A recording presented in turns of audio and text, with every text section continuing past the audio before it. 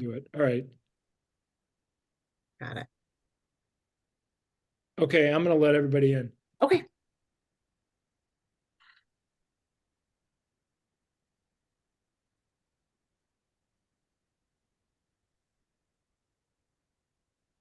Oh, and Don's here as well. Yeah.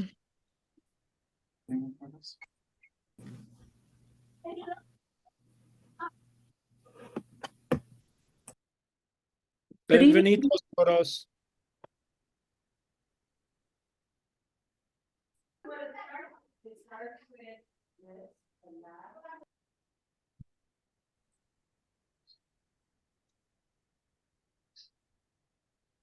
It's on mute. I don't know who Graham is. Hi, everybody. We are going to maybe wait maybe another minute or two, see who else might be catching up. Who's Renee Hinkle? And then we'll get started.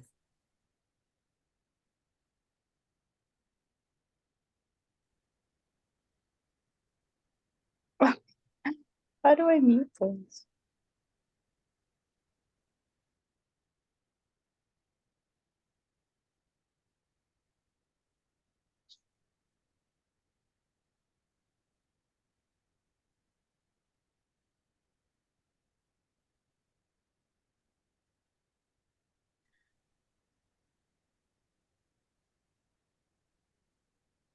All right. I think we'll get started, and I think we'll be joined by several other families. There's so many families who are looking forward to this meeting. Thank you so much for being here. I know there are several families who can't make it tonight, so we will be recording. We're recording right now, and we will have that link, hopefully put it on YouTube, and then we can share that link out in the next few days. Welcome, everybody. Thank you so much for being here.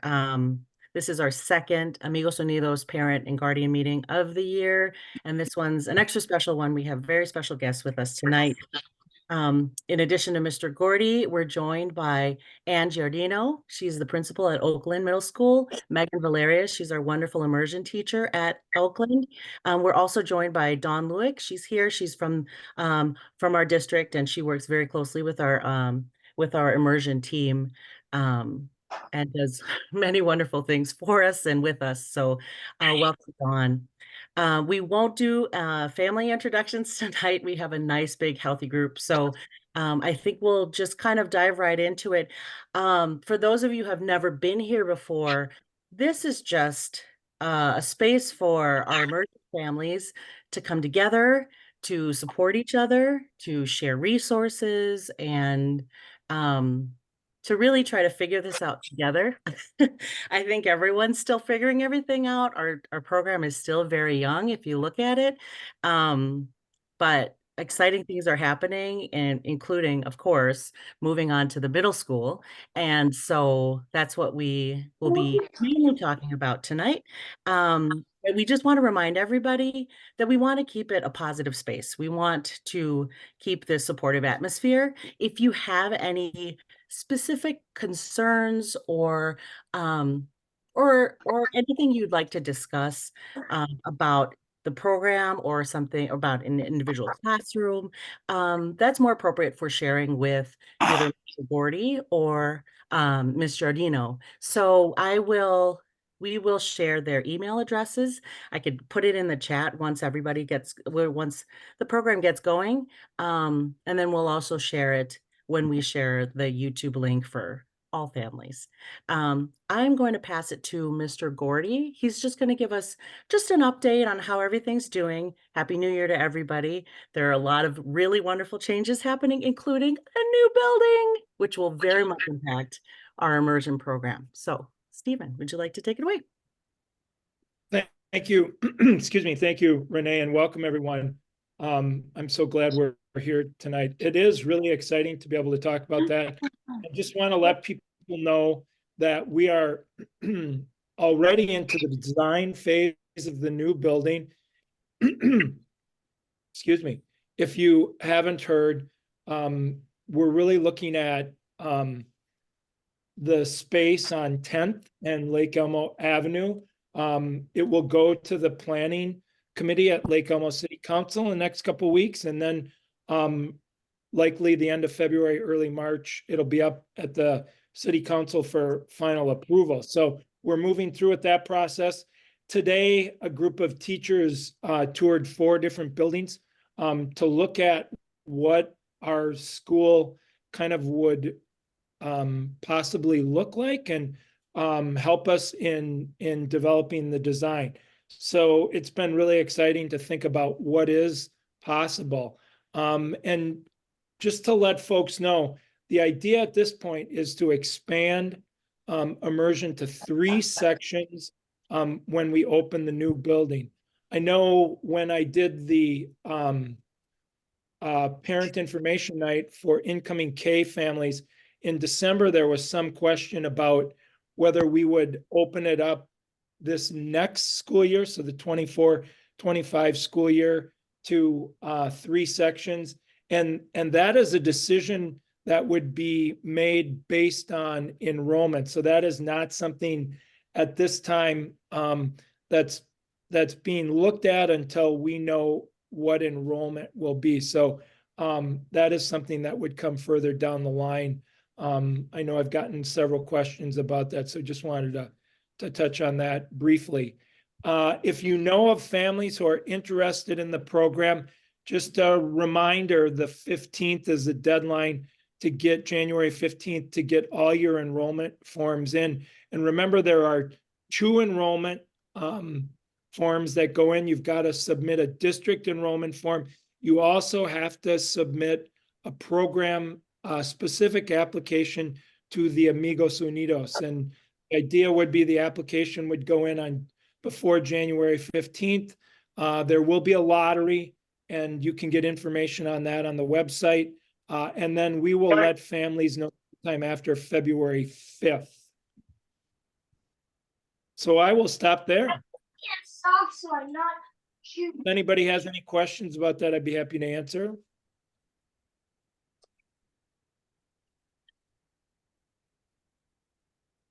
Right. If anyone has any questions at any time, I'll be monitoring the chat section. So if you don't feel comfortable saying anything out loud, or if you do have a question or just something you wanted to discuss, feel free to drop it in the chat and we'll make sure that it gets mentioned tonight.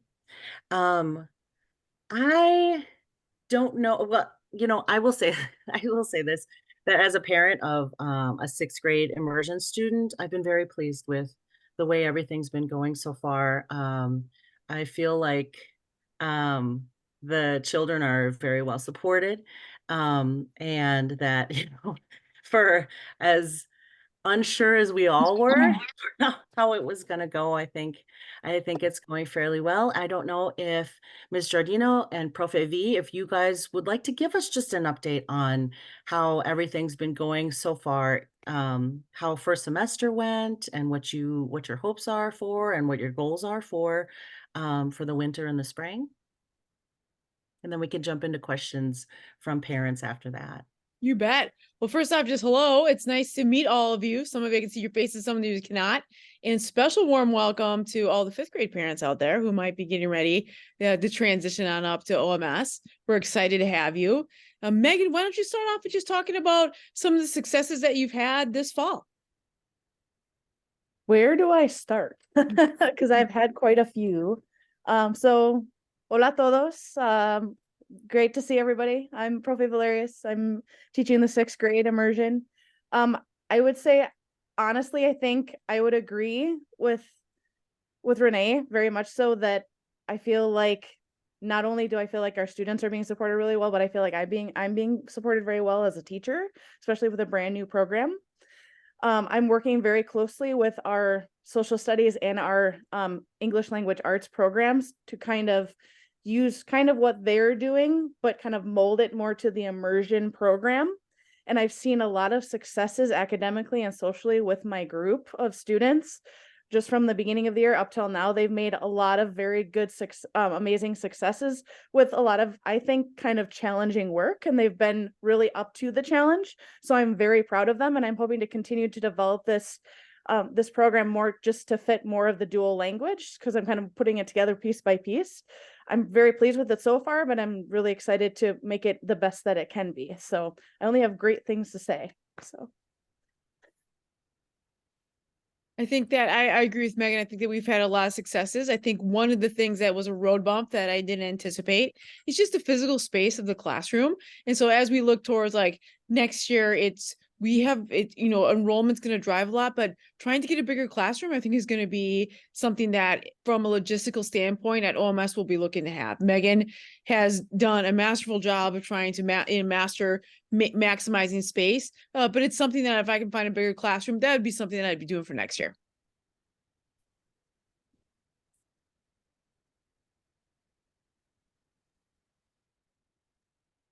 There was a question about, and I don't know if Ann or Dawn or Stephen would be able to speak to that. And the question was, any chance the quantity of applications can be consolidated to make it manageable? It gets very confusing with so many separate platforms. And I don't know if who asked that question wants to expound on that, or. Yeah, I was wondering if that means like you have to enroll in the district first and then fill out the immersion. I wasn't sure. That's how I understood it, but I wasn't positive about that. Sorry, no, my question was more or less about the cafeteria application, the attendance application, there's just different ways of, I'm sorry, I don't even memorize all the different things that we have to use in order to I guess communicate with some teachers. So I just whenever we started this year, this was our first year for Power School. We had the school pass, we had the Remind. So I was trying to see if there's a method of choosing one application that has all those features.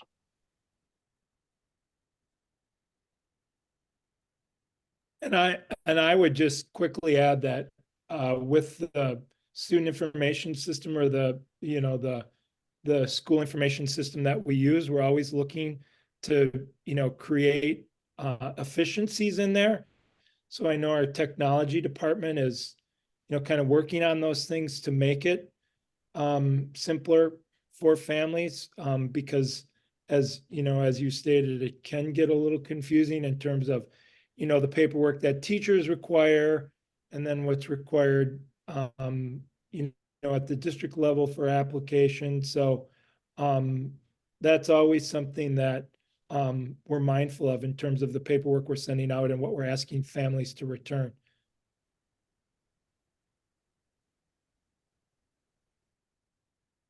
If we could, oh, I'm sorry. Can I ask a middle school specific question? So our son Max is in 6th grade, and we love Profe V. She does a great job with him. He's not always the easiest, so we appreciate everything that you're doing. But the lunchroom has been kind of a tricky thing, just because there's just so many kids to get through that line, and he was really struggling to get lunch. And so then he had to do the alternative line in order to get lunch.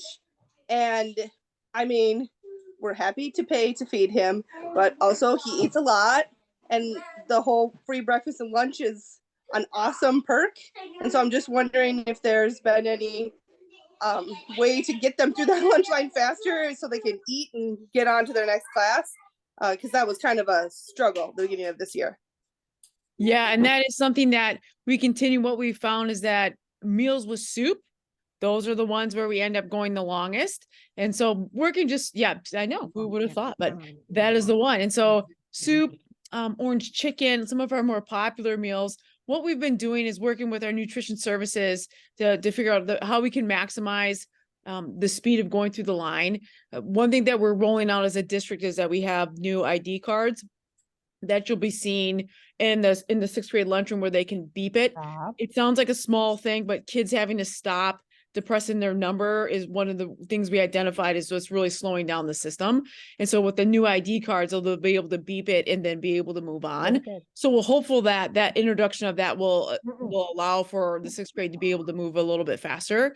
With that being said, like, our students know our monitors. We have a lot of teachers who are monitoring, we have parapros who are monitoring in the 6th grade lunch. When we do have some of those meals that are really popular, and a lot of people are taking it, so it's a little bit slower to get through, we always give the buffer at the end, so that way they have the ability to stay longer. It remains supervised so that each student's able to finish their lunch.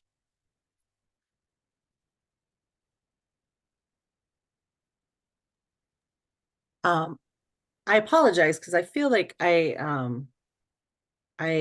should have started with this, and I know a lot of parents are most curious about. First of all, Molly, was your answer or was your question answered? Was that what you were hoping to hear? Yes, absolutely. That is great. Like I said, it's a tough job to get them all through that. I don't know, maybe he wouldn't stay and wait. He likes things to be a certain way. So maybe that was his deal. That's super funny that soup is the thing that's holding it up. Yeah. But good to know. I mean, collecting data, great. Okay, so I apologize. What we should have started with, Ann and Megan, is please walk us through a day in the life of a 6th grade immersion student. I know there was one parent who was wondering, what are their locker situation look like? Are they grouped together? Do they move with the group all the time? Are they all on one colored team? Are they split up? Some people in the pony red and some people in pony black. So please walk us through that. I can take that, Ann, if you want me to. Okay. So I can just go hour by hour. I'll start first by saying I have students that are both on the black and the red team. That has to do with scheduling. And also their lockers are with the entire 6th grade team. Okay, so they're in the same locker bay as the whole 6th grade group. So I have a group of students for about 15 minutes in the morning for advisory, which is similar to elementary school in their morning meeting, except it's a slightly shorter time.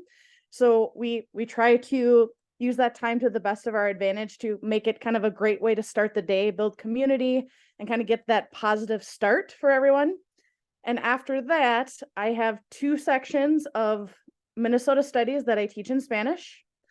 The rest of the students break off and they go off to their other classes. So they'll have science and English, they'll have an elective of some kind in English, and they'll usually have math and English. The other 2 classes that they have with me are in Spanish, so it's a mix.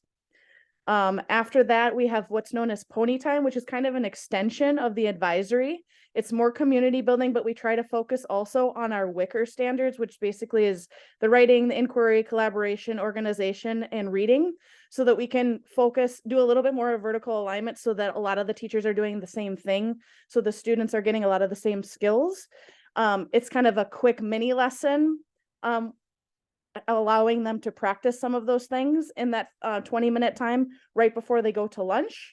And then after lunch, I have 2 more sections, but this time I have Spanish language arts. And then after that, they have 6th and 7th hour with either an elective or math or science, depending on what their schedule is. So I hope that clears up a little bit more of that, because I know there's a little bit of confusion because it's very different from the elementary setting, but it's kind of giving them a chance to prepare for that transition and being able to work with other teachers in different settings and different subjects to help kind of prepare them to move into high school. So that's where we're at. And I apologize, I don't know if you mentioned this before, but there are some of your students now, some immersion students now, who do have pony time with an English speaking teacher. If you could explain why that came to be and how many of those students, and if you can give us some background as to what happened there. Absolutely. Yep. So the start of the school year, and this is going to touch on what Ms. Giardino said, a lot of it had to do with space. So I had about 40 students in a room meant for about 25. So one of the reasons that I kind of moved them out is I did a lot of talking with the 6th grade team and with Mr. Giardino about what's something that we can do to help utilize the time and the space the best way. Because with morning meeting, we want to hear from everyone. But when I'm trying to hear from 40 students, a lot of them don't get heard. And that's a really positive start to the day that I want them to have. And if they're not heard, it's not a great way to start the day. So I worked with the 6th grade team. We were thinking about who are the students who are doing very well academically, who are very good at adapting, and who we feel could benefit from being in a different room just for advisory and pony time. So we kind of looked at our list of students. I called families. We talked about, is this something that you feel comfortable doing? And we went ahead with it. And I've noticed that a lot of the students that have moved have felt happy with it because they've been able to make more friendships outside of the immersion program. And some of the students that I had in my group are also kind of becoming more, I don't know what's the word, able to talk in front of a large group. So breaking out of their shell, if you will. So I think it was beneficial. Also, we're working as a team to adapt the Wicker, at least the Wicker lessons on Wednesdays, so that we have Spanish and English together in all of the pony times. And I've noticed that in the other groups where the students have moved, those teachers are doing a great job of offering leadership opportunities to those students. When we have the English and the Spanish, they say, do I have any of my immersion friends who would like to try to read the Spanish for us? Offering that chance, and a lot of them jump to the chance because they kind of show their skills outside and they can share information about that with the rest of the students. So that's kind of where we came from start to finish. And I think overall it's been beneficial. Do we anticipate, and I don't, it's probably premature at this point, but just, do you anticipate maybe starting the year next year doing that? Or what would be the plan there? Yeah, so I think like one of the things that we'll look at is we're excited too that we haven't started the design process yet, but we'll be starting it in February. But we are going to be having an addition happening at Oak-Land, which is exciting as well. In the meantime, like one of the things I'll be looking at is what classroom space can we potentially shift some things around so that way we would have the option.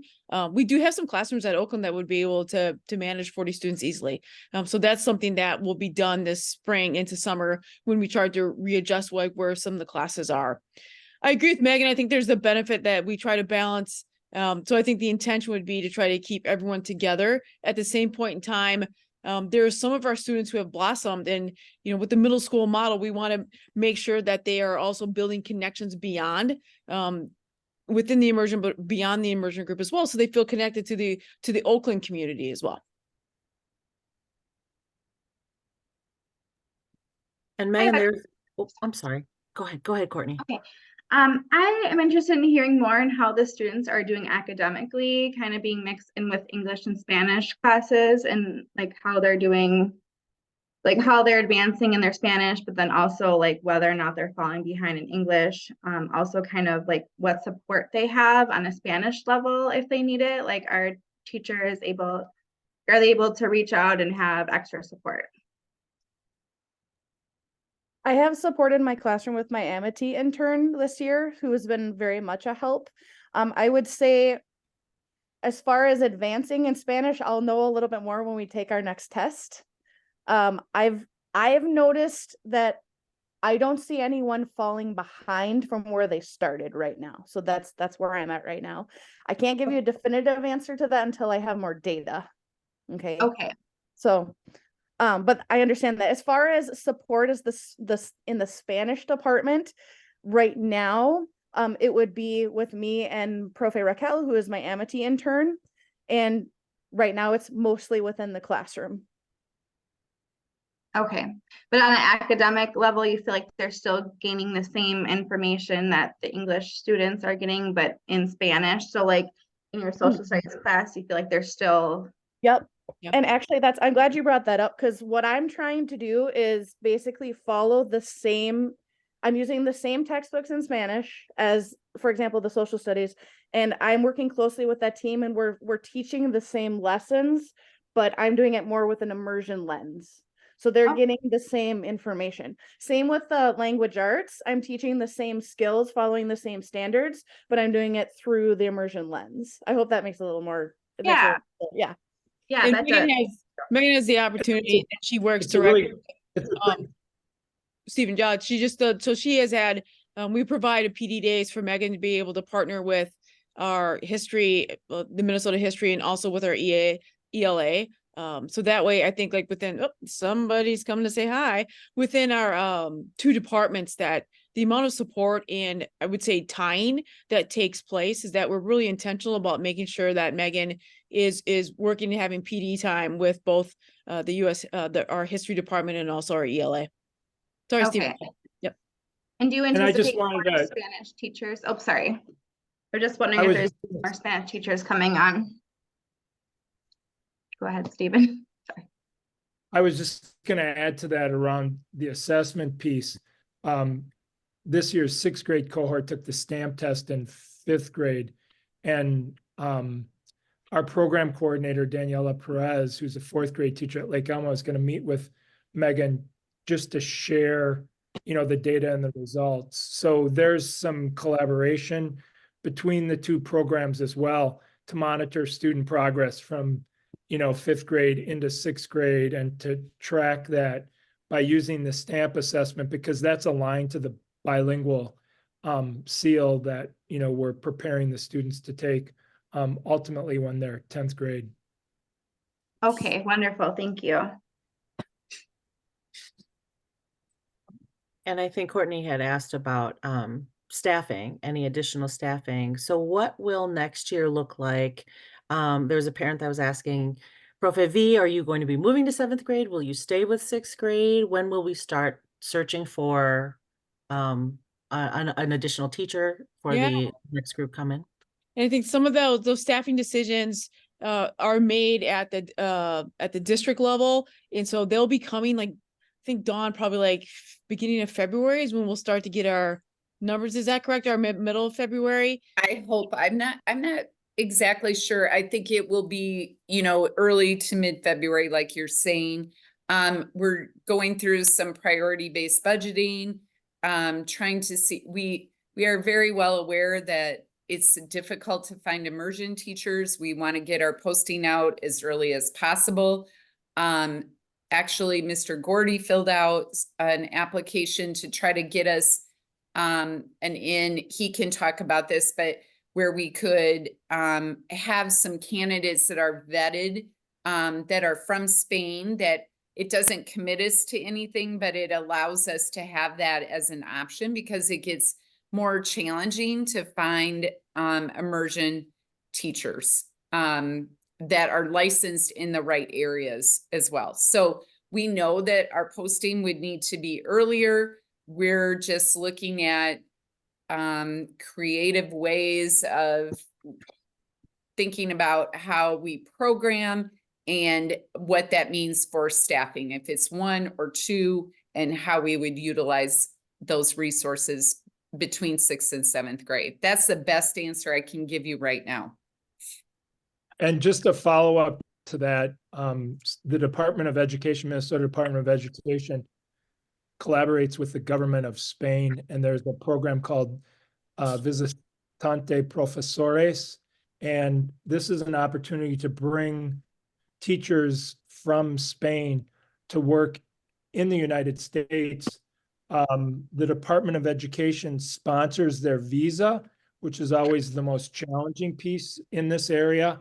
And then we are committed to supporting them by finding housing and kind of help them navigate what it would mean to live, and then obviously pay them a salary as a teacher in the district. So 2 of our current teachers, actually both 3rd grade teachers, Senor Maria and Profe Luis, both came over from Spain on this program.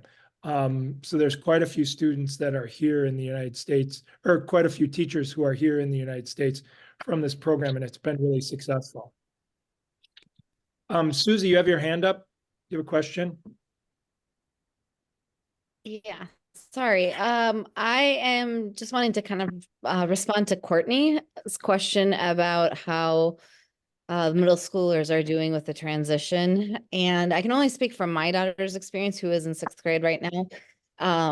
But as a teacher at Lake Elmo and in the immersion program, I see firsthand on a daily basis the awesome work that our immersion teachers are doing to prepare our students with reading in English and as well as Spanish. And so I have really actually an awesome position to be able to do some screening with a lot of our students and see their progress, and to know how well majority of our students are prepared going into middle school with their skills comparable to their English counterparts. And so that's a really positive piece to our program, because research tends to show that immersion kids don't always grasp onto the English and test at the same level as their English counterparts right away. It takes a few years, maybe sometimes even into 8th grade, to kind of even that out. And yet, I truly believe it's the benefit of our teachers and the programming that we do that our students have been able to make that to, what do I say, when I like even that playing field out. So I think it's awesome to see the progress of our students. Also, there's a lot of supports with elementary school that we offer our students who might be struggling. And so hopefully by the time they get to middle school, have some of those pieces in place. One thing my daughter mentioned to me was that she found that math this year was a lot easier because it was in English, which I kind of had to laugh. And she's having a lot of success with that, which I'm happy for her. I know that's not necessarily the case for every child, but for me, that was great to see, because she was somebody who struggled in math all through elementary school. Nevertheless, I just feel like so many people are so invested in this program that I think we've been trying really hard to navigate all the ins and outs of how to best support our students. And so, yes, there's always going to be bumps in the road, like having to move our students into a different advisory after first quarter. But hopefully, as we keep moving forward, we can iron some of these bumps out. Okay, thank you for commenting on that as a parent and a teacher, because that's kind of what I was wondering, just some experiences.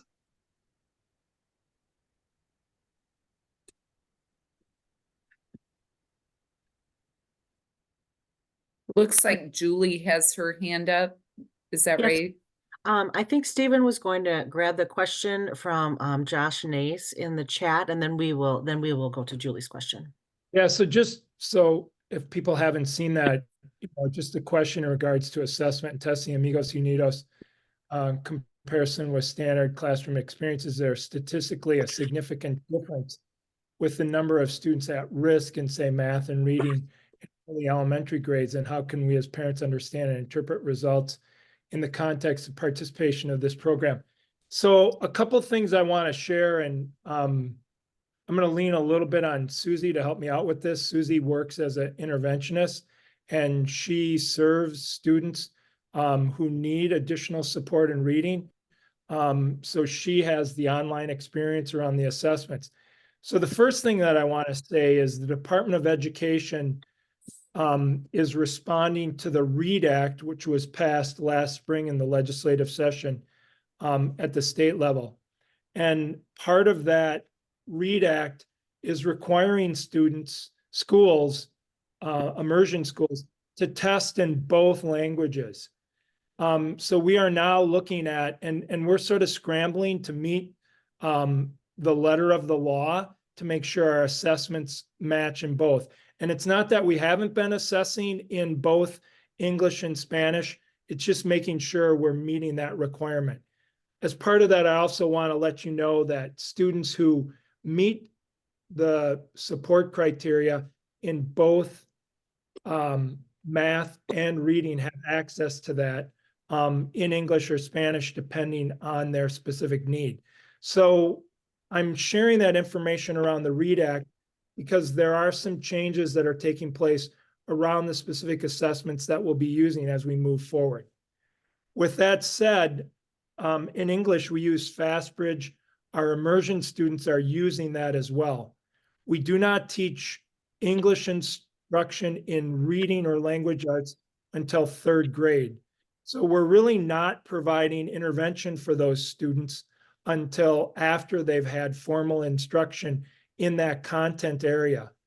As we've assessed the students using English according to the Minnesota State standards on the MCAs, students in 3rd, 4th, and 5th grade have outperformed their English-speaking peers, actually across the district.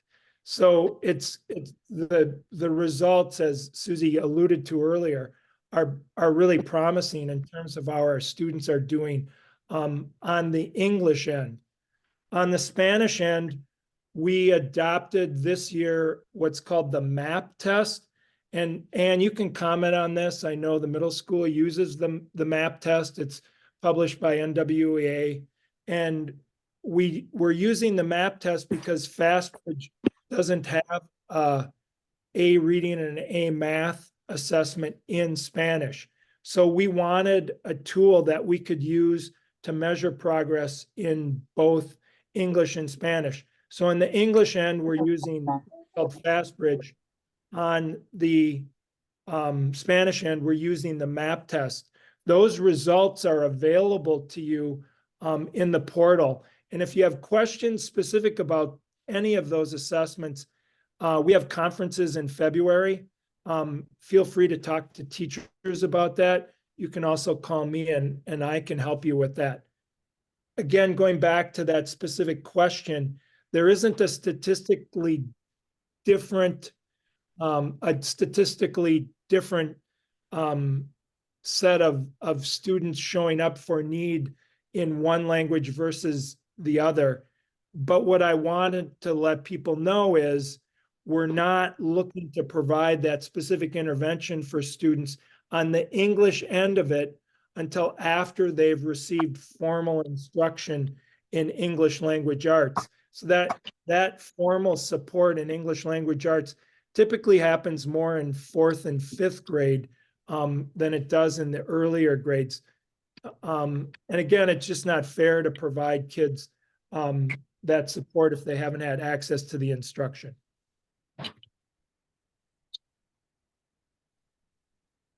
Thank you, Stephen. Julie, would you like to? Yeah, I was just going to jump in, kind of, I guess, piggybacking a little bit on what Susie was saying about the transition to middle school. And I'm going to have to change my son's name as I talk about him, because in elementary, he always went by Ian, and he decided for middle school, he was going to go by Julian. So, so Megan knows him as Julian. So, anyways, he's done exceptionally well in the transition to middle school, and having kind of his cohort of students and then blending in with the larger school population. I think one unintended benefit of the immersion program, and I think as parents throughout the years, we've talked about this, especially with this first cohort with the very small class sizes that were in place for the 6th graders as they went throughout elementary, is really the tight-knit community that they have with one another. Middle school is such a big transition, and I know Oak-Land, there's been, well, I know that there's some presentations happening tomorrow night at school about just social relationships and the struggles that have been happening there among peers. And I know that it's not just Stillwater schools, it's everywhere. But I think one benefit that I think Ian has felt specifically is just having like a group of kids that he knows really well and that know him really well. And so it feels like a really supportive group. All of their lockers are together. They may not have all of their classes together throughout the day. They're all mixed up on different teams, and their schedule and hours in which they're with other English speaking students are all different. But I think just the fact that they get to see those kids for, a fair amount of their day, which is, I think, just a really added benefit to the immersion program. So. And this is Josh. I'm going to probably sound a little bit higher in tone than Josh, because this is wife Sarah who actually asked the question. But I was just saying thank you, but I couldn't get off mute because I had to accept that I was being recorded. But I just wanted to say thank you for the response, Principal Gordy, regarding the, the testing. I just think subjectively, I guess anecdotally, I think there's a lot of mixed communication, and it's really hard for parents. You know, in my professional life, been involved with standardized testing results a lot, but I think it's really difficult to know exactly what some of the results mean, and really to get a clear picture of how like your child is doing on the basis of that, right? I mean, especially in the first and second grades. So I appreciate your responses. I think, you know, the conference is the right place to do it, and your explanation of the various testing and the reasons why they're, you know, maybe discrepant. I mean, like FastBridge versus MAP versus whatever, you know, exists. So I appreciate it.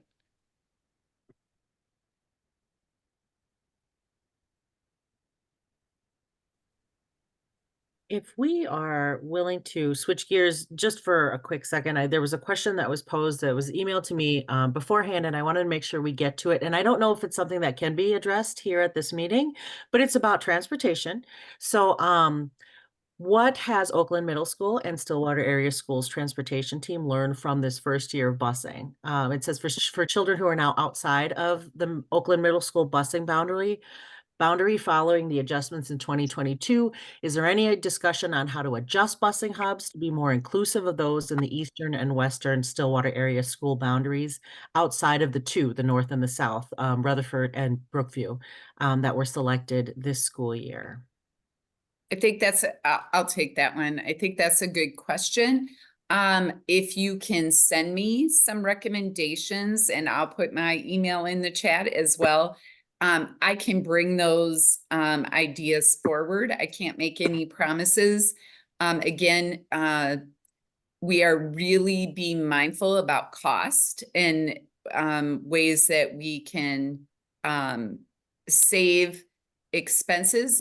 There has been no talk of taking any of those hubs away, but I'm not sure. We would have to analyze like what you're asking for, where it would be helpful, and then the cost associated with that. So I can have people working on that to see if that's a feasible option, if you give me those suggestions. Thank you, Dawn. And Dawn, please forgive me. Your official title with Stillwater Schools, could you remind us of that, please?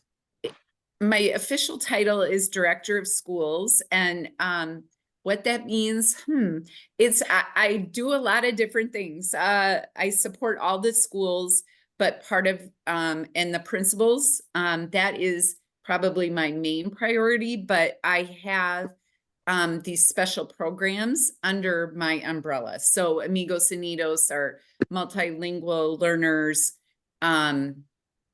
Our Pathways program, our Gifted and Talented program. I have all of those underneath. And I work very closely with the teaching and learning department. So I feel like it's a big umbrella of lots of things. So I feel like I advocate a lot, and I do a lot of listening as far as and try to help with situations like this, you know, get that word out that what people are looking for, and is there a way to make that happen, if that makes sense. And Stephen and Ann can jump in. I'm not sure how to explain it. It's evolved, and I'm not sure. But She's that's Wonder Woman. That's who she is.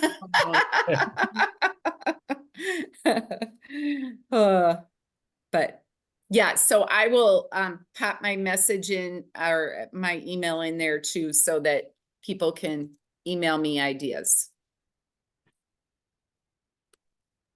Wonderful. Thank you. And I have to mention this because Kevin Peterson said in the chat, and I don't know if everyone has seen it, but he said kudos and thank you to anyone on this call involved in bringing the Hub Stop busing to this program. Absolutely. I mean, it's not perfect, and it did have a rocky start, at least for our Brookview families, because we are one of the parents that take our children to the Brookview stop. But I mean, it's so appreciated. And I know for our family, it totally made an impact on my work schedule, because if I had to take my child to school, I don't know what I do because I welcome my student. I'm a preschool teacher, so I welcome my students at 8:45, and so just logistically, it would not have worked. So having that hub option was a huge game changer for our family. So I appreciate that, and I appreciate, Dawn, your willingness to work with our families. And I know that not everyone that it won't be able to serve and help every single one of our families, but we do so appreciate it. So thank you.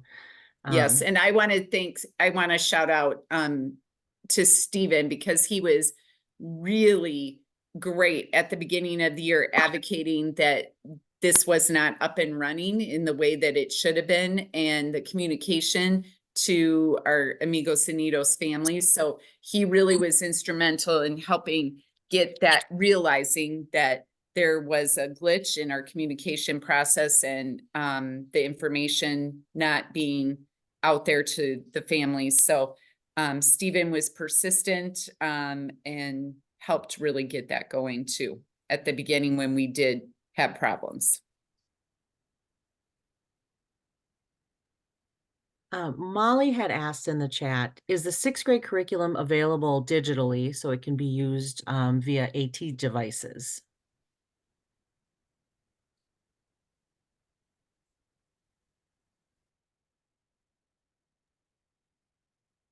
Can you clarify what you mean by that, Molly? Yeah. So, my daughter Ruby has dyslexia. Sorry, I'm having trouble with my internet, so hopefully you can hear me. And she uses talk to text, and other kinds of technology via her Chromebook. But it was really a struggle because, and I know this is probably shocking in this day and age, but some curriculum providers don't provide a digital format. And so I just want to make sure that, I looked through the social studies text for he sent home with Max, and it's awesome. I just want to make sure she can have access to those same resources. Oh, yes. So like Max would, for example, if Max needed it, I'm using a slightly different Spanish version of that curriculum, which is being developed and improved by the Minnesota Historical Society. My hope is that they have an full online version in Spanish in the next couple of years, which would be really nice. Right now, I just have what's provided by St. Paul Public Schools, but it is digital. So if someone would have to, I believe, based on how those programs work, I believe they would just have to highlight and it should be able to read. I've been reading out loud with students in class, so I haven't run into that yet, but I'm glad that you brought that up, and that is something that is on our radar. So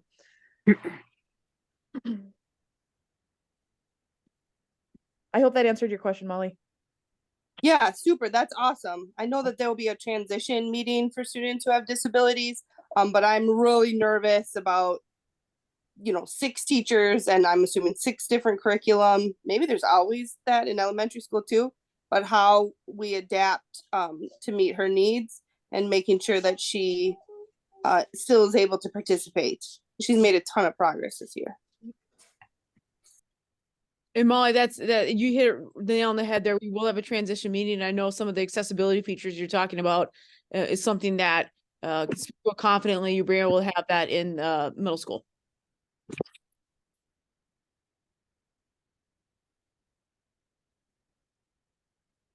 Hey, Renee, there's a question here about what time does busing pick up at Brookview for Lake Elmo? Did we get that one covered? I did message her directly. So I think technically it's supposed to leave at 8:17. The driver who is there usually gets there really early. So he's usually there before 8 o'clock. And then he has been, and I don't know the ins and outs. This is just from me chatting with him. He's said that he's trying to talk to the district or talk to the bus company to try to get that time changed so he can leave just a touch earlier, because it messes with his schedule, because his next stop, it's just tough for him to get from Lake Elmo to his next stop after that. Anyhow, so he does leave earlier than 8:17. I feel like we've been there, I don't know, before 8:15, and he was already pulling away. So there are not a ton of students who use that hub. So I think he just kind of knows who is there, who's usually late. And so he just knows, kind of has a good feel for when he has everybody. So that's not a great answer. And please don't take my word for it. This is just me chatting with him. So, but technically the schedule does say 8:17 is the time where he heads to Lake Elmo in the morning. And I can tell you, working with this particular company, Schmidt and Sons, they've been pretty responsive to the needs of our families. And my experience has been that, the drivers get to know who those students are, and, they become pretty possessive of where they are. So if they know, the students are going to be there, they typically wait. And I've got a good relationship with that particular driver. So we're trying to do some things on the school end to help him get out of Lake Elmo earlier. It's not necessarily leaving Brookview earlier that benefits him. It's once he gets to Lake Elmo, typically we hold kids on the bus until 8:35, because the building doesn't open until 8:35. So he might get there at 8:25 or 8:30 and he's unable to leave. So we're looking at providing supervision for those students so that that driver then in turn could leave a little bit earlier. Yeah, he's awesome. He's pretty great. The drivers have been really good. Yeah. I've been doing this for 22 years. This is the best group of bus drivers I've ever worked with. That's huge. That's wonderful. Ryan Jeffrey mentioned in the chat too, just how much he appreciates the hub option. And he asked, and I just wanted to share with everybody, I was going to respond to him, but I wanted to share with everyone. He asked, should we mention to the school board, or should we somehow reach out to the school board to let him know that we are happy with the hub option? Yes, please. Absolutely. I think they are, especially since it's something that we've been asking for so long, it would be incredibly helpful for as many of our families who are happy with the option to reach out, just tell them what they like about it, what could change, just so they know that, that it was a good decision that was made on the district's end. And so I think they do appreciate when we give them feedback, and it would be helpful, positive or negative, whatever feedback you want to give. I think it's helpful to reach out to them.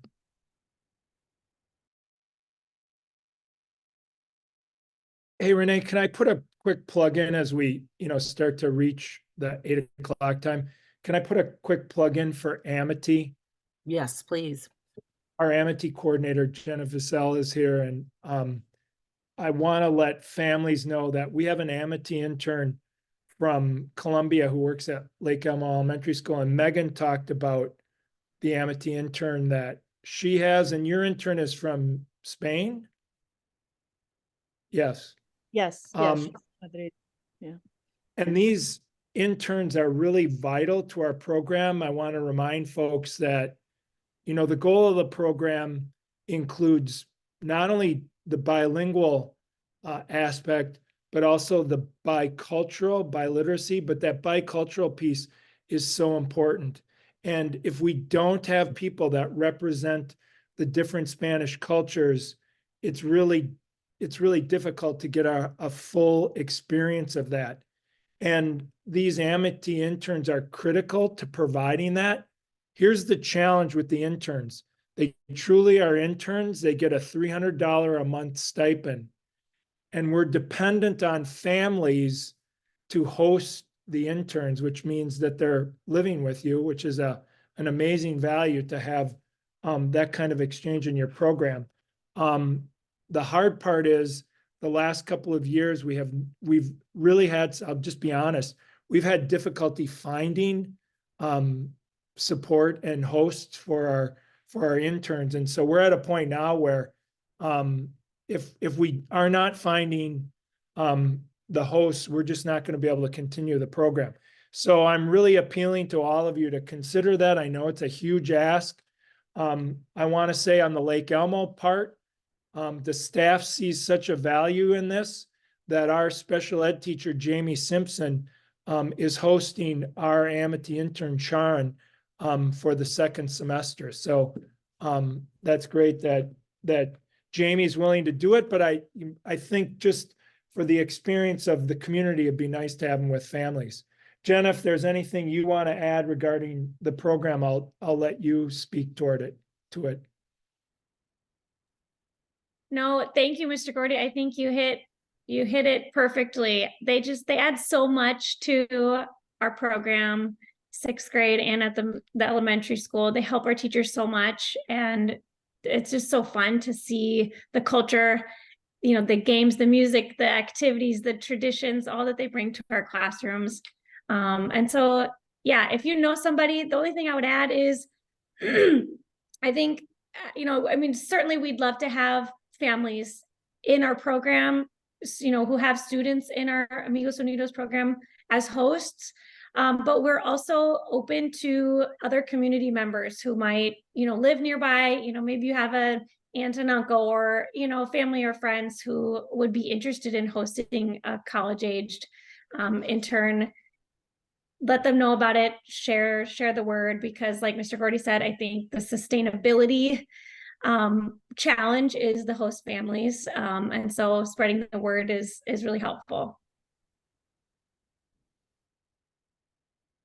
And like the Visitante Profesores program with Profe Luis and Senor Maria, who came over from Spain, and that several of our teachers have come through the Amity program on their way to the United States and become teachers. So that's really cool to see. So it's really, really a strong program. And again, as I said, it's really vital to the work we did. As I mentioned before, it's that bicultural piece that's important to the work we're doing, as well as the bilingual piece.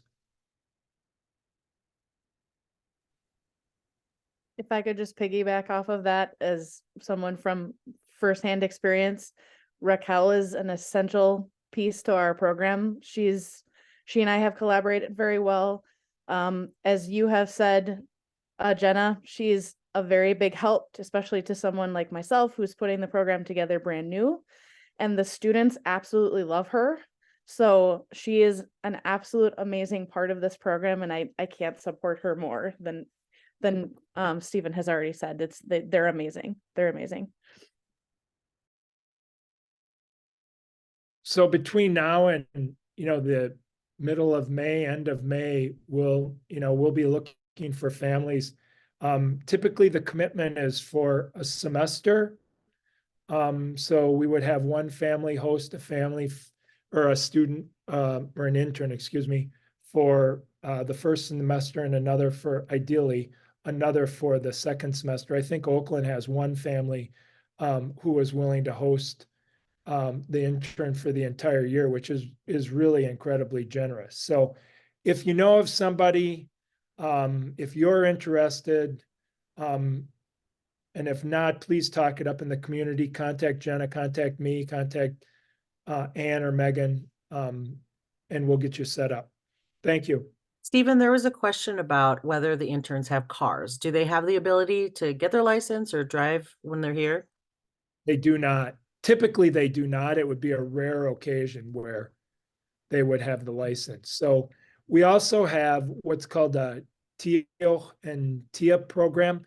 And what that would be is just families who would be willing to take the intern for weekends, so the host family could get a break once in a while, or to have families who are willing to step in and drive the intern to different places for appointments and different things like that. It really is a community endeavor. I know, the intern had some appointments that she needed to go to, and Paula, our front secretary, who literally does everything, helped with that too. So there's a lot of hands that are working to support our interns. So we've got the TOCTS contact in there. There's Megan, also Jenna are working on that. Megan and Jenna, thank you so much for your commitment to this program and trying to recruit families and trying to give them experiences and encourage other families to give them experiences. That is no small feat. And we need to make them feel supported, and we need to keep this program with Lake Elmo and Oak-Land. It's essential. And unfortunately, if we don't have these supports in place, interns won't want to come and won't be able to come. And so please, everybody, just consider it and just maybe start small by taking out an intern for dinner or having them stay over for a night or something like that. And then maybe you may change your mind. In the interest of time, it is 8:02. If you had any other questions for Mr. Gordy and Ms. Giardino or Prof. V, I encourage you to please reach out to them.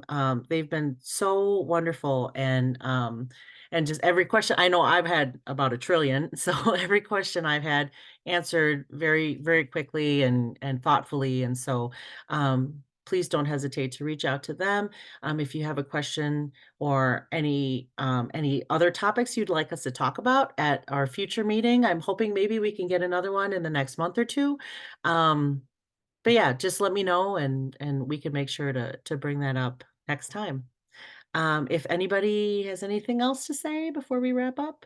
Renee, just a quick plug too. I wanted to let families know in the program that we have an active Caminos group, a family engagement group, and this is our Spanish speaking parents who many of them are in the immersion program, some are not, and they meet like this group semi-regularly, and the next meeting will be 6:30 on February 21st. And typically they meet at the Family Means Center in Cimarron. And so if you wanted to participate, if you wanted to join that meeting, you are always welcome to do that. It's a nice opportunity to kind of experience a little bit of what your children experience on a day-to-day basis, because the meeting is run entirely in Spanish. So you would be there as sort of a second language learner in that meeting space, but you certainly are welcome to join the group. And we do a lot to try to integrate our families as much as possible. And so I just wanted to throw that invite out to everyone. And I as well, thank you for inviting myself and Megan to this meeting. And also just quick pitch, tomorrow night, 7 o'clock, Oak-Land Middle School. We have a guest speaker, Aaron Walsh, coming to talk about raising your middle schooler in a digital age. So I think it's going to be a great program. We're really excited about it and hope to see you there. And I just want to do a quick shout out to all of you, the community, for being so incredibly supportive to our program moving into the middle school. I have received many gifts of books from all of you because we're building our library. I can't thank you enough for supporting us as we try to develop this in a brand new school. So it means an absolute lot to us. So thank you very much.